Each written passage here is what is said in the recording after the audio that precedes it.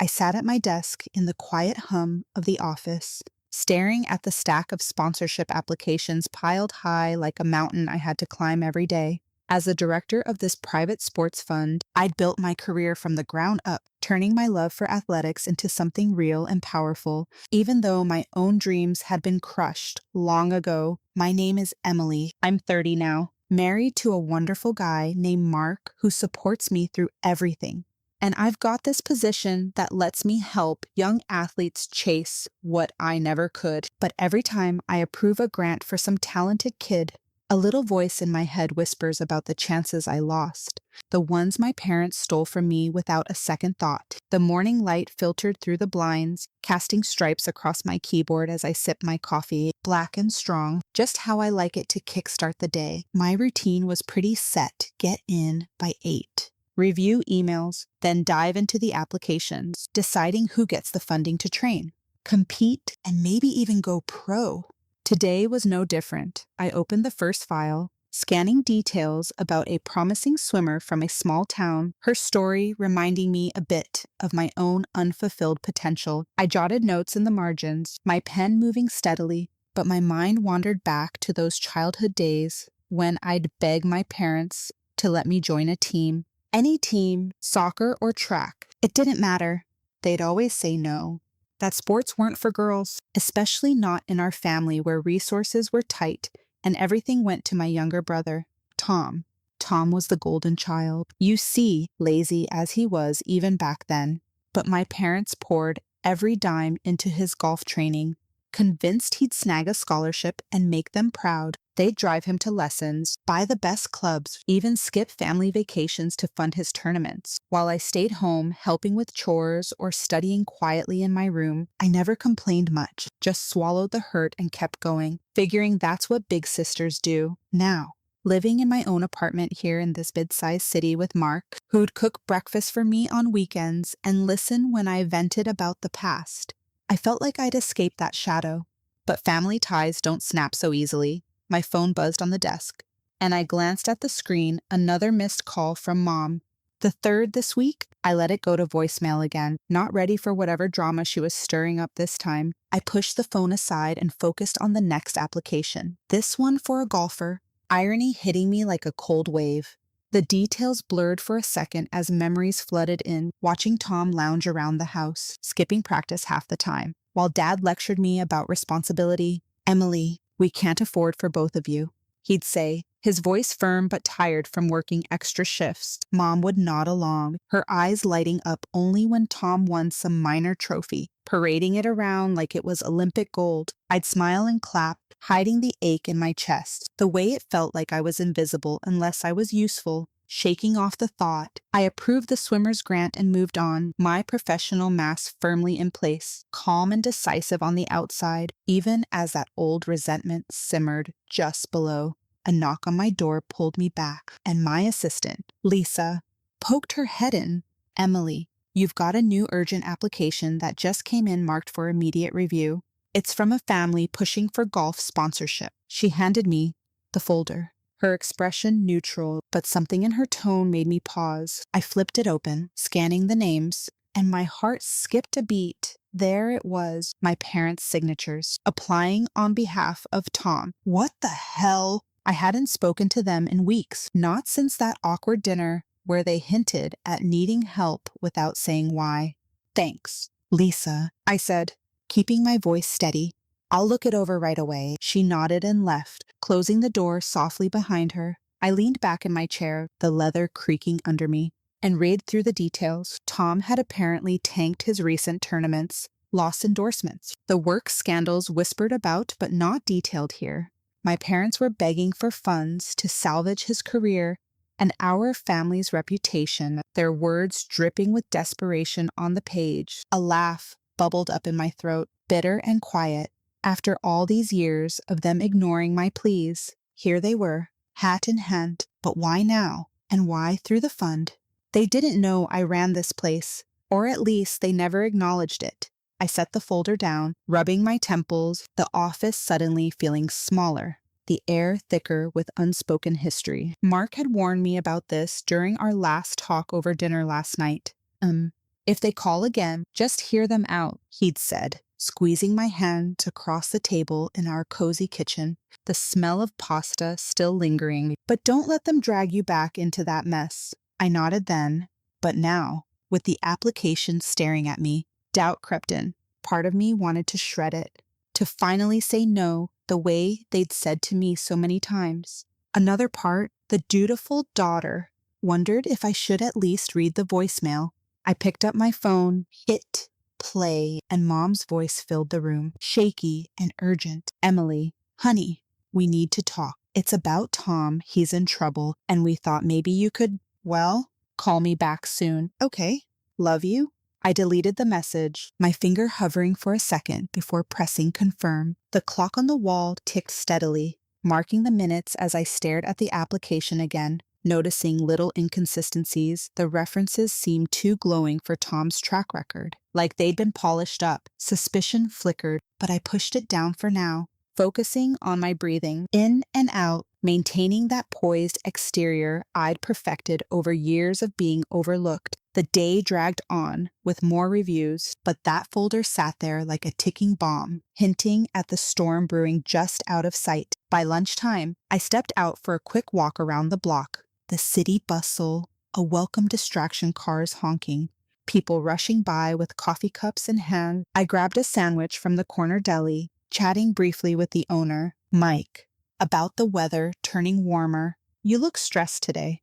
Emily, he said, handing over my order with a sympathetic smile. Family stuff. I shrugged, forcing a laugh. Isn't it always? But I'll handle it. Back at my desk, I ate slowly, the application still unaddressed, my mind racing through old grievances, the time they sold my bike to buy Tom's new putter, or how I'd work after-school jobs to buy my own clothes while he got everything handed to him. As the afternoon wore on, I finally dove deeper into the file, my cursor hovering over the attached documents. A reference letter from a coach caught my eye, praising Tom's dedication, but I remembered hearing rumors years ago about his laziness, how he'd bail on team practices. Was this fabricated? I made a mental note to check later, but for now, I filed it away, the intrigue building like a slow burn. My phone buzzed again, Dad this time. A text. Please call your mother. It's important, I sighed, setting it face down, my professional demeanor cracking just a bit as resentment bubbled up. Little did they know the power was in my hands now, and whatever they were hiding, it wouldn't stay buried forever. I stared at the folder on my desk, the one Lisa had just handed me, my fingers tracing the edge as if touching it might make it disappear. The names jumped out at me. Mom and Dad's signatures, bold and familiar, right there on the application for Tom's golf sponsorship. My heart pounded in my chest, a mix of anger and disbelief washing over me like a sudden rain. How could they do this? After all these years of pretending I didn't exist in their world of priorities, here they were, reaching out through official channels, not even bothering to call me directly about it first. I flipped through the pages slowly, my eyes scanning the details they'd written about Tom's so-called promising career, now in ruins because of some vague setbacks. Setbacks, that was a nice way to put it. I knew Tom better than that. His laziness had always been his biggest enemy, but my parents had blinded themselves to it. I leaned back in my chair, the office around me fading as memories flooded in. Back when I was 16, working my first part-time job at the local diner to save for college books. They'd sold our old family car, the one I sometimes used for errands to pay for Tom's fancy golf coach. It's an investment in the future, Emily, Dad had said over dinner one night, his fork pausing mid-air as he looked at me with that stern expression. Tom's got real talent. You understand, right? I nodded then, forcing a smile, even though it felt like a punch to the gut. Mom chimed in, her voice soft but firm. We're doing this for all of us. Honey, one day, when he's pro, it'll benefit the whole family. Yeah, right? I wiped down tables after school, smelling like grease and coffee, while Tom skipped practices to hang out with friends, coming home late with excuses that they always bought. Shaking my head, I focused on the application again, reading the section about his recent losses. It mentioned poor performance in tournaments, lost endorsements, and some scandals that were glossed over as misunderstandings. My stomach twisted. I could picture Tom now, probably lounging on the couch at home, expecting everyone to fix his messes like always. The attached references caught my eye, letters from coaches and sponsors praising his dedication and work ethic. Dedication. That didn't sound like the brother I knew. One letter from a Coach Harlan stood out, claiming Tom had unwavering commitment and trained tirelessly. I frowned, something nagging at me. I remembered hearing about Coach Harlan years ago. He was the one Dad hired after selling that car, but Tom had complained about him being too strict, and I'd overheard him bragging to friends about faking practice logs to get out of sessions. I picked up my phone, debating whether to call Mom back. But instead, I dialed Mark at his office. He answered on the second ring, his voice warm and steady. Hey, everything okay? You sound off. I took a deep breath, glancing at the folder. You won't believe this. My parents just submitted an application to the fund for Tom. They're begging for money to fix his golf career after he screwed it all up. Mark let out a low whistle. Whoa, seriously, after everything. What are you going to do? I sighed, rubbing my forehead. I don't know yet. It's all so desperate. They even marked it urgent, like his reputation is some emergency. He paused, then said gently, take your time. Don't let them pressure you. Call me if you need to talk it out.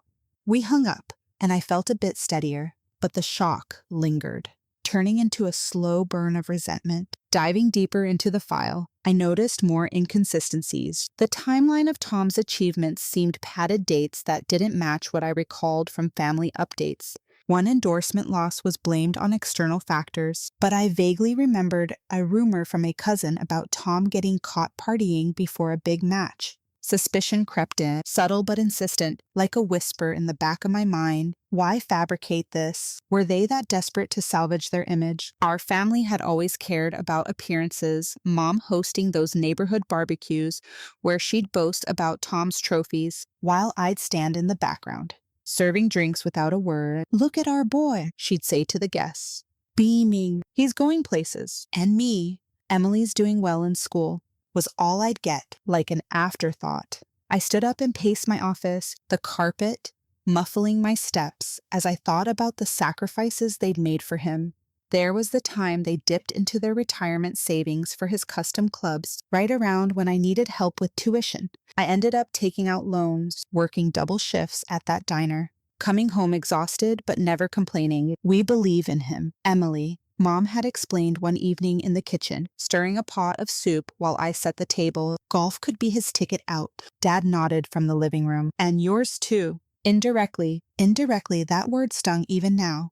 I'd funded my own way through college, graduating with honors in sports management, building this career brick by brick. While Tom coasted on their support, sitting back down, I pulled up our funds database on my computer, cross-checking some of the references. One name, a sponsor listed as endorsing Tom recently, showed no record in our system. Odd, since we track most in the industry. A clue, maybe? It felt fabricated, like they'd rushed this together without thinking it through. My initial shock was fading, replaced by a growing wariness. What else were they hiding? The application pleaded for funds to rebuild his path and uphold family honor. Their words making me scoff out loud. Family honor. Where was that when they forbade me from trying out for the high school track team, saying it was a waste of time for a girl? Lisa knocked again, interrupting my thoughts. Emily, your parents are online too. They say it's urgent about the application. I hesitated, then picked up the receiver. This is Emily. Mom's voice came through, breathless. Oh, honey, thank goodness. We submitted that form for Tom. Did you see it? We need this so badly. He's lost everything, and we thought your fund might help. I kept my tone neutral. I saw it. Mom, why through here? You know, I work at the fund. She paused, then rushed on. Well, we figured it was official this way. Please, Emily, review it quickly. Tom's devastated. Dad jumped in from the extension. It's for the family. Kiddo, you understand. I gripped the phone tighter. I'll look it over. But it's not that simple. We said awkward goodbyes, and I hung up, the desperation in their voices hitting me hard. Alone again, though. I jotted notes on the inconsistencies, my pen scratching against the paper. The references bugged me most. Too perfect, too scripted. If they were faked, what did that say about Tom's real record? Suspicion built, planting seeds of doubt that I couldn't ignore. I recalled another memory, Tom at 18, after a big win, throwing a party where he trashed the house, and me cleaning up while parents praised his spirit. They'd always covered for him. But now, with his achievements crumbling, they turned to me. Irony at its finest. By the end of the day, as I packed up to head home, the folder felt heavier, loaded with unspoken truths waiting to surface. Mark was waiting with dinner, but my mind raced ahead, wondering what digging deeper might reveal. I watched from my office window as my parents' old sedan pulled into the parking lot below. The same car they'd kept all these years after selling off other things for Tom's sake. My heart raced a bit, not from nerves exactly, but from this weird mix of anticipation and dread that had been building since I saw their application. Lisa had scheduled the meeting for 2 o'clock sharp, and here they were, right on time, with Tom slouching out of the back seat like he owned the place. I straightened my blouse, took a deep breath, and buzzed Lisa to let them in, reminding myself that this was my turf now. Not the family living room where I'd always been the one to back down. The door opened a few minutes later, and in they walked Mom first, her face lined with worry under that familiar perm, Dad behind her looking grayer than I remembered, and Tom bringing up the rear, his golf shirt wrinkled like he'd just rolled out of bed. They didn't seem to recognize the office as mine at first, their eyes scanning the room before landing on me behind the desk. Mom's hand flew to her mouth. "Emily. Oh my goodness, you're the director here. We had no idea." She rushed forward, pulling me into a hug that felt stiff and forced, her perfume the same floral scent from my childhood that always made me sneeze. I pulled back gently, gesturing for them to sit in the chairs across from me. "Yeah, Mom. I've been running this fund for a couple years now. Sit down, please." Dad nodded, easing into his seat with a grunt, while Tom plopped down like it was no big deal. Crossing his arms and staring at his phone, I could see the entitlement in his posture, the way he avoided eye contact, probably thinking this was just another handout. "So, about the application," I started, folding my hands on the desk to keep them steady. "You want sponsorship for Tom's golf career? Tell me more about what's going on." Mom leaned forward, her eyes pleading as she clasped her hands together. "Emily, honey, it's been awful. Tom had some bad luck in his last few tournaments, lost his endorsements, and now everything's falling apart. We need this fund to get him back on track, to pay for new training and equipment. It's for his future, you know. And ours, too. Really." She glanced at Dad, who cleared his throat and added, "We've put so much into this, kiddo. You remember how we supported him all those years? This could salvage everything, his reputation, the family's name in the community. People are talking, and we can't let it end like this." I nodded slowly, flipping open the folder in front of me, pretending to review the details, even though I'd memorized them already. Tom's eyes finally met mine, and he smirked a little. "Come on, sis. You know, I'm good at this. Just a rough patch. Hook me up with the cash, and I'll make it worth it. Maybe even cut you in on some winnings down the line." His voice had that casual arrogance, like he was doing me a favor by asking. I felt a flash of anger but kept my face neutral, remembering all the times he'd gotten away with that tone while I scrubbed floors at my old job. "Let's talk about your record, Tom," I said, pointing to a page in the application. "It says here you've had consistent wins, but I checked some public tournament results, and there are gaps. Like, why did you drop out of the regional last year?" He shifted in his seat, his smirk fading. "That was nothing, just a scheduling thing. Coach said it was fine." Mom jumped in quickly. "Emily, don't dig into that. We're family. You wouldn't want to see your brother fail, would you? We've always done what's best for everyone." Dad nodded along, his voice gruff. "That's right. Remember when we had to make tough choices, like with the sports you wanted to play, but we couldn't afford both. It was for the greater good." I felt my cheeks heat up at that, the casual way he brushed off years of denial, like it was some minor inconvenience. "Tough choices," I repeated, my voice sharper than I intended. "You mean forbidding me from any team while pouring everything into Tom? That wasn't a choice, that was favoritism." The room went quiet for a second, tension thickening like fog. Mom waved her hand dismissively. "Oh, honey, don't bring up old stuff. You turned out fine. Look at you now. In this big office, we're proud of you. But Tom needs this. Please. For us. She reached across the desk, trying to grab my hand. But I pulled back slightly. Tom snorted. Yeah? Don't be ungrateful. We've all sacrificed. If you say no, it'll ruin us. Ungrateful. The word hit me like a slap, echoing all the times they'd said it behind my back. I guessed. I pressed on, my suspicion from the inconsistencies bubbling up. These references, Coach Harlan says, you're dedicated, but I remember you complaining about him. Tom, did you really train as much as this claims? He leaned forward, his face reddening. What? You calling me a liar? I put in the work. You wouldn't know. You were always too busy with your books or whatever. Dad put a hand on his shoulder. Easy, son. Emily, we're not here to fight. Just approve the sponsorship. It's not that much money for a fund like this. Mom nodded frantically. Exactly. And think about what people would say if you turned us down your own family. We've told friends how successful you are, how you're helping out now. She paused, then added without thinking, I mean, we've had to explain why you don't visit more, saying you're just ungrateful sometimes, but this could change that. The word slipped out, and her eyes widened like she realized the mistake right away, spreading rumors about me being ungrateful to justify their choices. It felt like a knife twist, that small surprise confirming what I'd suspected they'd been painting me as the problem all along. I stared at her, my voice steady but cold. You've been telling people I'm ungrateful after everything I did quietly, without asking for a thing. Tom jumped in defensively. Hey, it's not like that. Mom didn't mean it. Just help us out. Okay, we beg you. Beg that word from him, entitled as ever, made the humiliation peak, but it was their pleas that stung most. Downplaying my past like it didn't matter, Dad sighed heavily. Emily, please. We're desperate. Don't make us grovel more. The argument hung there, defensive and raw, as I sat back, letting the silence stretch. Part of me wanted to end it right then, but I held off, questioning more. One more thing the scandals mentioned vaguely. What really happened? Tom averted his eyes. Nothing big, just some team stuff. Mom interjected. It's overblown. Approve it. Honey. The tension peaked as I closed the folder. I'll think about it. But this meeting's over for now. They stood reluctantly, Mom's eyes teary. Call us soon, Emily. We love you.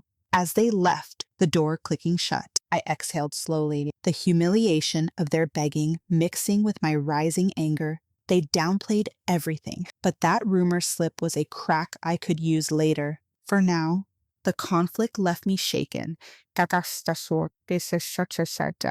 Ready to dig deeper once they were gone, I picked up the phone and called Mark, my voice still edged. They just left. It was worse than I thought. He listened as I recounted the pleas. The defensiveness. Sounds rough. You okay? I nodded to myself. Yeah. But they slipped up, Mom admitted to spreading rumors about me. He whistled softly. That's low. What now? I glanced at the application again. I need time to reflect. This isn't over. Hanging up, I stared at the wall, the low after the peak settling in, doubt creeping about whether to help or not. But deep down, their entitlement fueled my resolve to question everything. I closed the door behind my family after they left the office, leaning against it for a moment as the echo of their footsteps faded down the hallway. My hands were shaking a little, not from fear, but from the raw anger that had built up during that meeting. I walked back to my desk slowly, sinking into my chair, and stared at the closed folder like it was a venomous snake ready to strike. The air in the room felt heavy, thick with the remnants of their desperate pleas and defensive arguments, and I could still hear Mom's voice in my head, calling me ungrateful like it was just a slip of the tongue. How could they come here, beg for help, and then throw that at me? I rubbed my eyes, feeling the sting of unshed tears, the old wounds from childhood ripping open all over again. I picked up my phone and dialed Mark, needing his voice to ground me. He answered quickly, concern already in his tone. How did the meeting go? I took a deep breath, trying to keep my voice steady. It was a disaster. Mark, they showed up, didn't even know it was my office at first, and then they just begged. Mom and Dad pleading like their lives depended on it, and Tom sitting there all entitled, like I owed him something. He let out a sigh. That sounds rough. What did they say exactly? I recounted the highlights, the downplaying of my past denials. Tom smirks, and that bombshell about the rumors. Mom admitted they've been telling people I'm ungrateful to cover their own guilt. I guess it hurt more than I expected. Mark paused, then said softly, I'm sorry. Babe, they've always been like that, putting Tom on a pedestal, but you're stronger now. You don't have to give in. I nodded, even though he couldn't see me. Pacing the office now, my heels clicking on the floor. I know, but part of me wonders if I should help. They're family, right? What if saying no makes me the bad guy? He chuckled gently. You're not the bad guy. They've crossed lines for years. Remember your moral line that family should never sideline one kid for another. They broke that a long time ago. His words hit home, but doubt swirled in my mind, making me question everything. Yeah, you're right. I just need time to think. I'll see you at home soon. Hanging up, I sat back down, the emotional turmoil hitting me like a wave. I felt so low, like all the progress I'd made in my life was crumbling under the weight of those old resentments. Why did their words still have this power over me? I thought I'd moved past it, building this career, this life with Mark, but here I was, second-guessing myself because of a few guilty pleas. I opened a drawer and pulled out an old photo from my wallet, one of me as a kid, standing alone at the edge of a golf course while Tom posed with his first trophy. Parents beaming beside him, staring at it, I felt the neglect anew, that invisible feeling I'd carried for so long. They'd never thought they'd cross that line of completely erasing my dreams, but they did. And now they wanted me to fix their mess. I stood up and walked to the window, looking out at the city below, people rushing about their lives. My daily routine flashed through my mind, the early mornings reviewing applications, the satisfaction of helping real talent, but now it all felt tainted by this family drama. I lived in our cozy apartment with Mark, depending on his support to keep me balanced, but this vulnerability hit hard. I'd endured so much in silence growing up, sacrificing my passions without a fight, and here they were, humiliating me again by begging without real remorse. The doubt gnawed at me. Should I approve the sponsorship just to keep the peace? Family loyalty tugged at me, that ingrained sense of duty, but my moral line held firm. They'd crossed it by favoring Tom so blatantly. Lisa knocked softly and came in with a cup of tea. You okay, boss?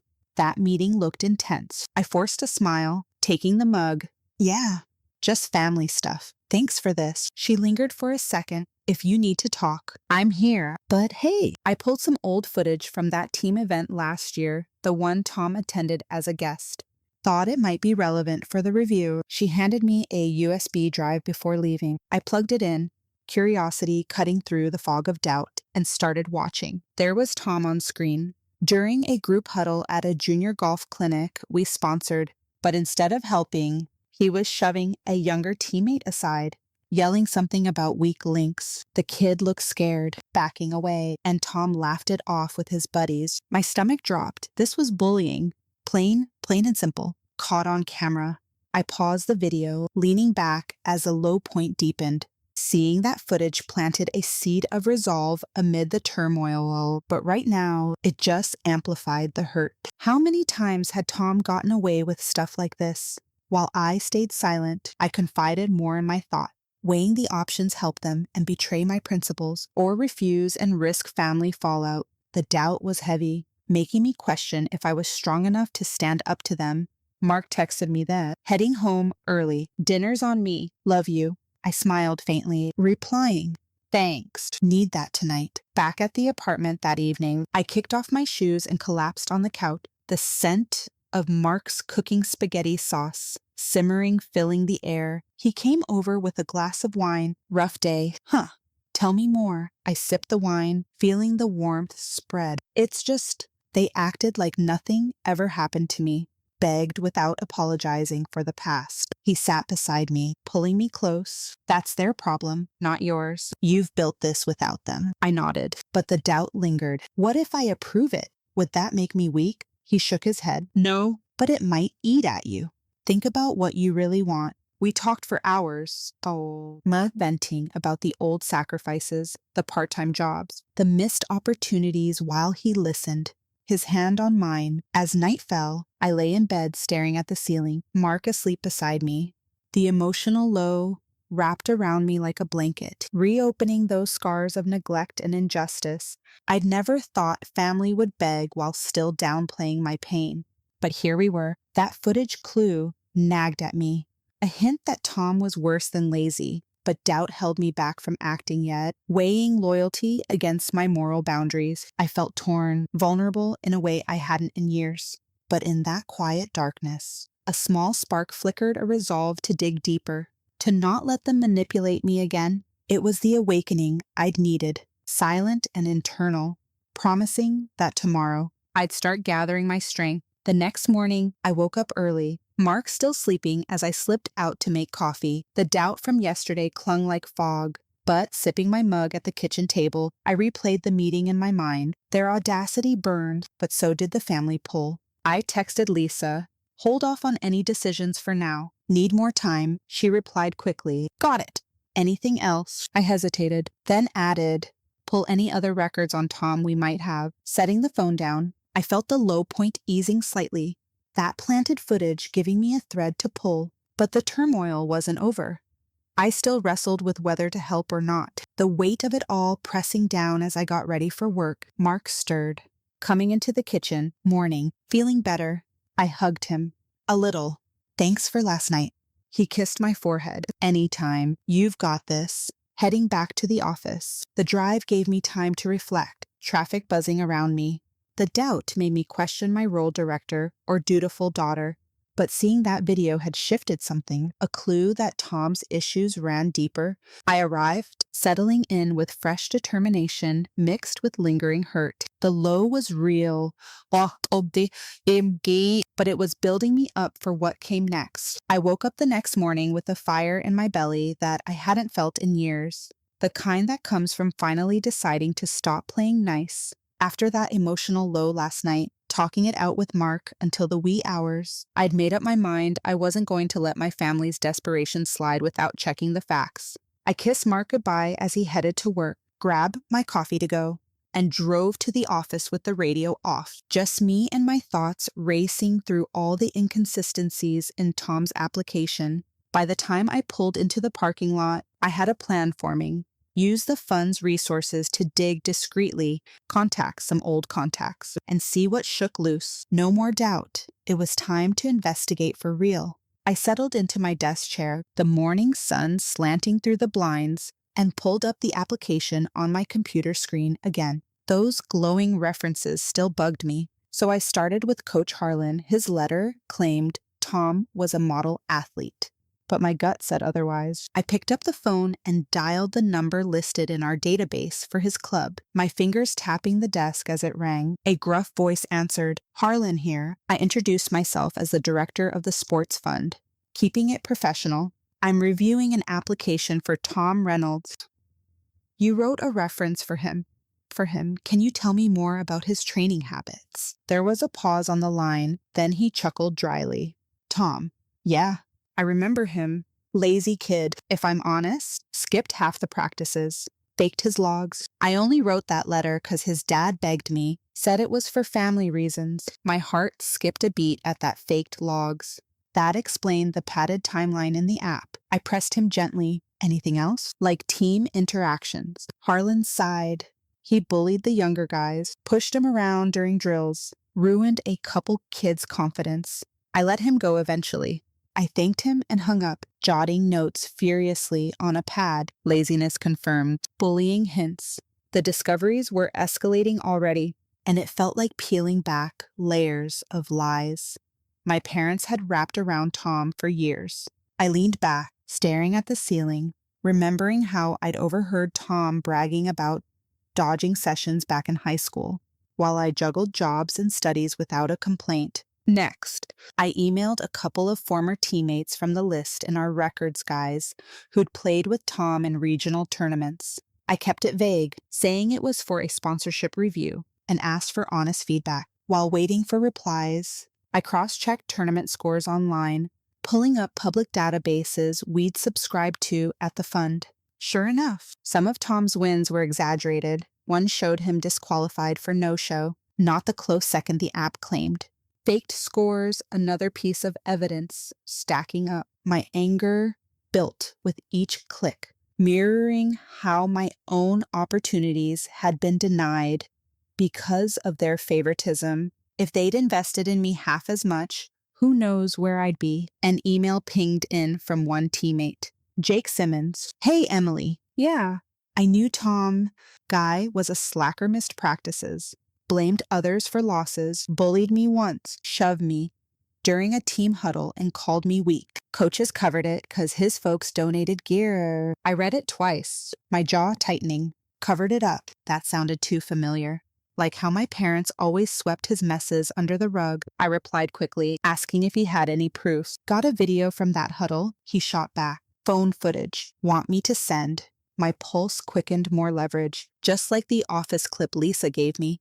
Yes, please. I typed, hitting send. While that loaded, I called another contact, Sarah Klein, a former sponsor who'd worked with our fund before. She picked up cheerfully. Emily, long time. What's up? I explained the review. Tom Reynolds, ever deal with him? She groaned. Oh, that one. Sponsored him briefly, but he flaked on events, part-eyed instead, lost us money, and the bullying rumors. Yeah. Heard he hazed newbies. I probed deeper. Any details? Sarah lowered her voice. One kid quit the team after Tom humiliated him, publicly yelled about his swing in front of everyone, mirrored what happened to others, ruined their shots at scholarships. That hit me hard, echoing my own denied chances. Thanks, Sarah. This helped. We hung up, and I added her statement to my growing file, the evidence mounting like a wall I could finally hide behind. The video from Jake arrived in my inbox, and I clicked play, watching on my screen with the volume low. There was Tom, clear as day, shoving a teammate during warm-ups, laughing as the kids stumbled. Get out if you can't hack it, Tom shouted on the clip, his voice smug. I paused it, zooming in undeniable proof. A surprise twist hit when Jake followed up with a call. I answered, and he jumped right in. Emily, that video, it's from a practice where Tom cost that kid a spot in a big tourney. The boy was talented, but after the bullying, he quit. Sound familiar? Heard your family story from mutual friends, how they shut you out. I froze, not expecting that. You know about me. He chuckled sadly. Small world in golf circles. Your parents bragged about Tom, but mentioned you got the short end. This mirrors it, Tom, ruining others like they let him ruin your dreams. His words fueled my anger, building it into something fierce and focused. I thanked him, saved the video to my secure drive alongside the office footage, now with 2 solid pieces of evidence. Witness statements from Harlan, Jake, and Sarah added weight, confirming the laziness and bullying. I paced the office, the carpet soft under my feet, piecing it together. Skipped practices, faked scores, entitlement that hurt others. It wasn't just about Tom anymore. It was the whole family system enabling him while sidelining me. My daily routine felt charged now. Reviewing apps took on new meaning, each one a reminder of fair chances I could give. Lisa popped in with lunch. A salad from downstairs. You look intense today. Digging into that app. I nodded, taking the container. Yeah. And it's uglier than I thought. Got statements confirming Tom's issues. She raised an eyebrow. Family. Huh. Be careful. We chatted briefly over bites. Her advice grounding me. Don't let it consume you, Emily. But it already had, in a good way, empowering me to push forward. By afternoon, another email came from a different teammate. Anonymous this time. Tom faked injuries to Skip, bullied us into covering, ruined my buddy's scholarship chance by spreading lies about his skills. More confirmation, escalating the discoveries. I printed it out, adding to my folder, feeling the shift from victim to investigator. Mark texted, how's the digging? Home soon, I replied, deepening. Got videos and statements, love you. His response, proud of you. Dinner plans. As the day wound down, I reviewed everything, evidence of laziness, like missed sessions and fakes. Bullying via videos and witnesses. The surprise from Jake's call twisted it personal, showing how Tom's actions echoed my pain, ruining others' opportunities just as mine were denied. My anger peaked, but controlled now, ready for the next step. I locked the folder in my drawer, grabbed my bag, and headed home, the city lights starting to flicker on. Tomorrow, I'd call them back, but armed. This time, the investigation had deepened the cracks, and I wasn't stopping until the truth broke through. I sat at my desk the next morning, the folder of evidence spread out in front of me like a map to buried treasure. Or maybe a minefield, depending on how this played out. I'd spent the night reviewing everything, the videos, the statements from coaches and teammates, the faked references, and it all pointed to Tom being worse than just lazy. He was a bully who'd hurt others without a second thought. My coffee steamed beside me as I picked up the phone, my finger hovering over the call button for a second before I dialed Mom's number. It rang twice, and she answered breathlessly. Emily. Oh, thank goodness. Have you decided on the sponsorship? I kept my voice calm, professional. I need you all to come back to the office. Today, if possible. There are some things we need to discuss in person. She hesitated, then whispered something to Dad in the background.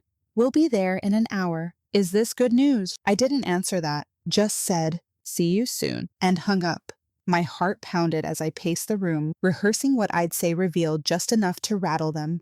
Drop hints about the evidence without showing my full hand yet. Mark had texted me encouragement earlier. Stay strong.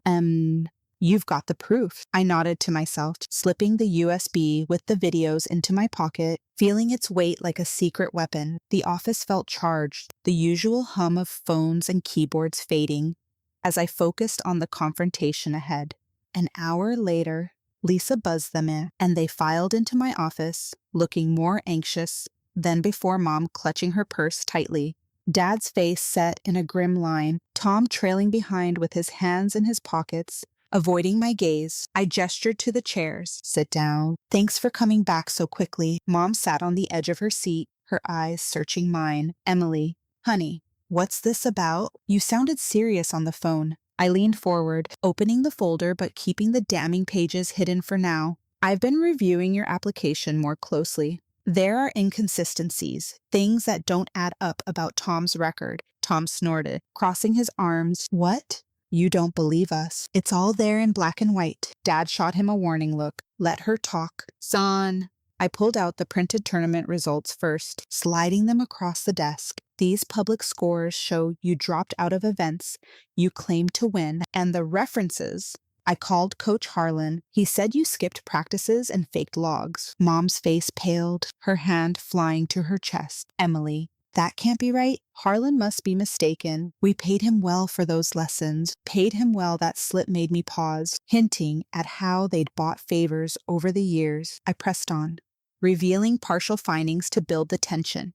And teammates, I've spoken to a few. They mentioned laziness. Sure. But also how you treated them, pushed people around, made them quit. Tom's eyes narrowed, his arrogance kicking in. Who said that? Bunch of losers who couldn't keep up. I was the star. They were jealous. Dad intervened, his voice low. Emily, this is family business. Don't drag outsiders into it. We're here for unity, to help Tom get back on his feet. Unity. The word made my blood boil. But I kept cool, narrating the rising manipulation in my mind as Mom chimed in with the guilt trips. Please, Emily, think about what this means for all of us. If you deny this, it'll break our hearts. We've always been there for you. Been there for me. I echoed, my voice rising despite myself. You mean like when you sold my things for his gear? Or forbade me from sports while he got everything?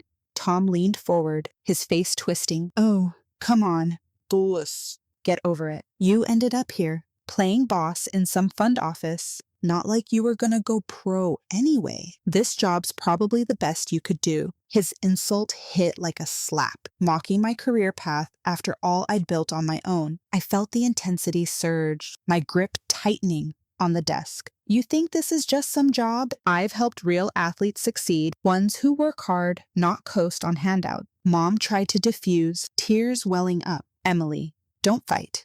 We're family. We stick together. Remember the good times. Holidays, dinners. But her words felt hollow. Another guilt trip to pull me back in line. Dad nodded. That's right.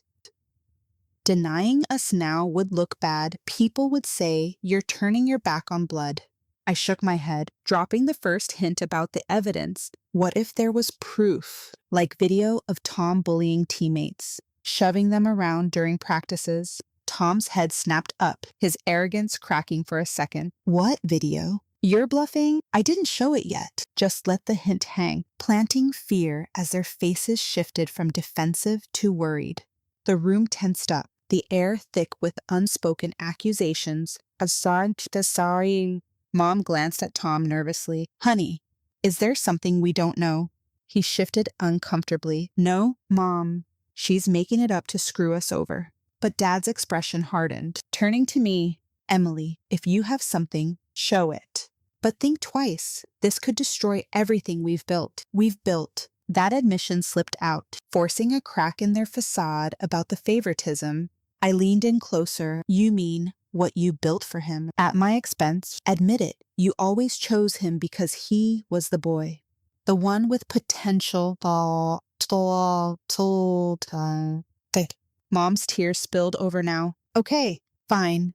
We did favor him a bit, but it was for the family. We never meant to hurt you.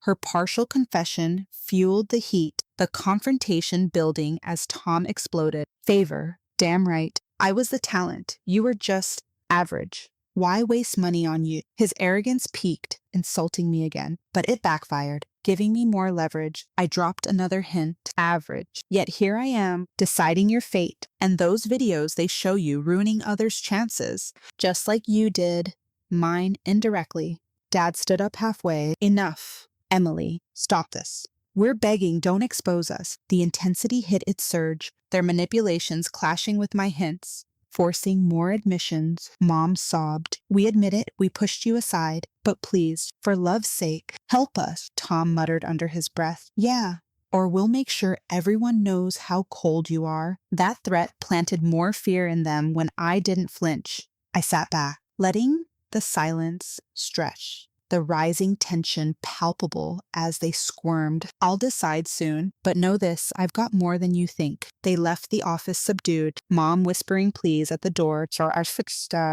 Call us. Emily, fix this. Alone again, I exhaled sharply, the heated exchange replaying in my head. Their guilt trips had almost worked, but Tom's insults and their admissions strengthened my resolve. I called Mark right away, my voice steady now. It got intense. They admitted the favoritism, tried to guilt me. He whistled. Wow. You held your ground. I nodded to myself. Yeah. Dropped hints about the videos. They're scared. We talked for a bit, him reminding me of my strength. One more step to the payoff. Back at my desk, I organized the evidence, the partial reveals, having built the confrontation perfectly. The fear I'd planted would simmer until the final meeting. As the afternoon wore on, a text from Dad came. Think about what we said.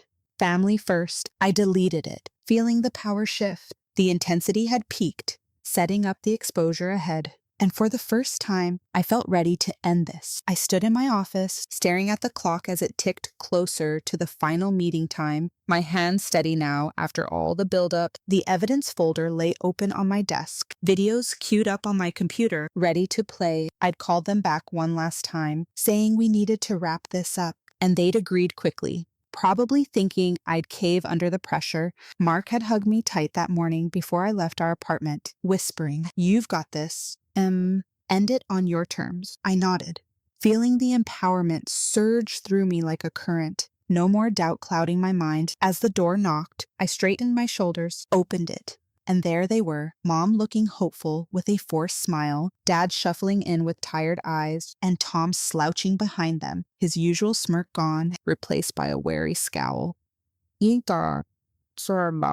They sat down without a word at first, the chairs scraping against the floor in the quiet room. Mom broke the silence, her voice soft and pleading. Emily, honey, we're so glad you called us back. Have you thought about it? The sponsorship, it's our last chance to fix things. Dad nodded beside her, leaning forward. Yeah, kiddo, we've been waiting. You know we love you. Let's make this right for everyone. Tom crossed his arms, muttering under his breath, "Come on, sis. Just say yes already.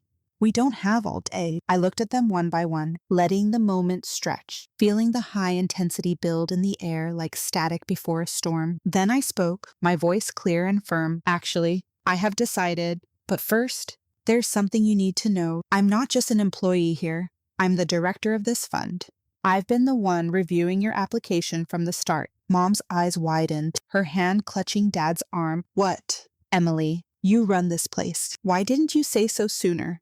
Dad blinked, processing it slowly. Director, that's great. But does that mean you'll approve it? Family helps family, right? Tom leaned back, trying to play it cool, but I saw the flicker of unease in his eyes. Big deal. So you're the boss. Hook us up then. I shook my head slowly, pulling up the first video on my screen, the one from the office footage Lisa had given me. No, Tom, I'm refusing the sponsorship, flatly, and here's why. I hit play, turning the monitor so they could see the clip showing Tom bullying that teammate at the junior clinic, shoving him and yelling about weak links. The room went dead silent as the video rolled, Tom's laughter echoing from the speakers. Cruel and sharp, Mom gasped, covering her mouth. Tom, is that you? What were you doing? Dad's face hardened, turning to him. Son, explain this. Now, Tom shifted in his seat, his arrogance crumbling. It's not what it looks like. Just roughhousing. Guys, being guys, turn it off. But I didn't. Letting it play through, then queuing up the second video from Jake the practice shove and taunt. This isn't isolated. Witnesses confirmed it. Laziness, skipped practices, faked scores. You bullied others, ruined their chances, just like our family ruined mine by pouring everything into you. My words hung heavy, exposing the years of injustice right there in the open. Mom started crying softly, shaking her head. Emily, we didn't know about this. Tom, how could you? He snapped back, defensive. Mom, it's her fault for digging this up. She's just jealous because we chose me. Dad interrupted, his voice rising. Chosen. Emily's right, we did favor you. And look where it got us. But, Emily, please, don't do this. We'll lose everything, our reputation in town, friends talking behind our backs. I stood up, feeling empowered as I laid it all out. That's exactly the point. You humiliated me for years, denying my dreams while enabling him. I sacrificed silently, worked jobs to survive, built this on my own. Now, it's time you face the consequences. Tom jumped to his feet, pointing at me. You can't expose this. It'll ruin my career for good. No more golf. No sponsors. Begging you, sis. Delete it. But their pleas fell flat, echoing hollow in the room as I shook my head. No more covering up. This video goes to the board if needed. But for now, the refusal stands. Tom's actions don't deserve funding. Mom reached out, tears streaming. Emily, forgive us. We were wrong about everything. Please, for family. Dad added, his voice breaking. We're sorry. Kiddo, we never meant to hurt you like this. Let's start over. I paused, looking at them, the humiliation clear on their faces, Mom dabbing her eyes with a tissue, Dad slumping in his chair, Tom pacing like a caged animal. It was high intensity, the air thick with regret, but I felt vindicated, the weight lifting off my chest after so long. Tom stopped pacing, turning to me with desperation. Fine. I admit it, I was lazy. I bullied those kids, but don't destroy me over it. I'll change, I swear. His confession came out rushed, but it didn't sway me. Too late. Tom, you've had years of chances. Now, face the fallout. Mom sobbed louder. What will people say? We'll be ostracized, no more neighborhood events. Everyone knowing our son's a failure. Dad nodded grimly, and us too, for enabling it. Emily, you're breaking us. I walked around the desk, standing tall. You broke me first. But I'm done. This strengthens the fund's integrity. No favoritism here. They stood slowly, the defeat evident. Mom hugging me awkwardly, but I stepped back. I need space. Boundaries? Now, no more. Drama? As they left the office, heads down, the door clicking shut behind them, I exhaled deeply, sinking into my chair. The high of the exposure lingered, but peace settled in too. Lisa poked her head in. A minute later. Everything okay? Heard some raised voices. I smiled faintly. Yeah, it's done. Refuse the app.